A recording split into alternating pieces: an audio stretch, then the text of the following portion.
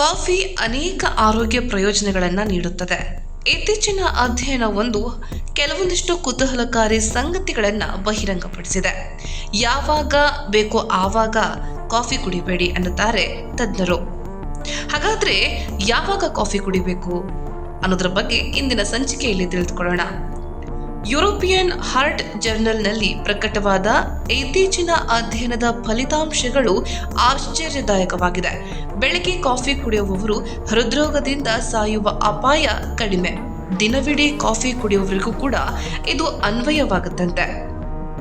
ಅಮೆರಿಕದ ಟೂಲಿನ್ ವಿಶ್ವವಿದ್ಯಾನಿಲಯದ ಸಂಶೋಧಕರ ಪ್ರಕಾರ ಬೆಳಗ್ಗೆ ಕಾಫಿ ಕುಡಿಯುವ ಜನರಿಗೆ ಸಾವಿನ ಅಪಾಯವು 16% ಕಡಿಮೆ ಮತ್ತು ಹೃದ್ರೋಗ ಕಾಯಿಲೆಯಿಂದ ಸಾಯುವಂತಹ ಅಪಾಯವು 31% ಕಡಿಮೆಯಾಗಿದೆ ಅಂತ ಅಧ್ಯಯನಗಳು ತೋರಿಸಿಕೊಟ್ಟಿವೆ.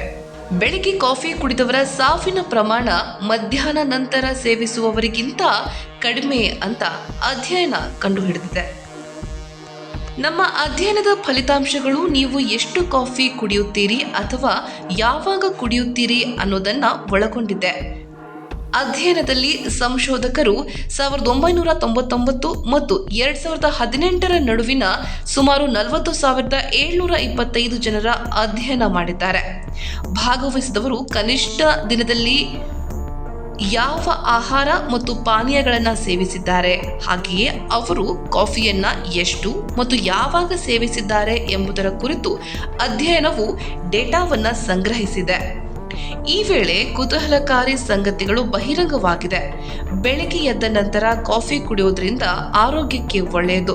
ಮಧ್ಯಾಹ್ನ ಕಾಫಿ ಕುಡಿಯಬೇಡಿ ಅಂತ, ಅದನ್ನ ಆದಷ್ಟು ತ್ಯಜಿಸಿದ್ರೆ ಉತ್ತಮ ಅಂತಲೂ ಕೂಡ ಡಾಕ್ಟರ್ ಲುಗುಯಿ ತಿಳಿಸಿದ್ದಾರೆ.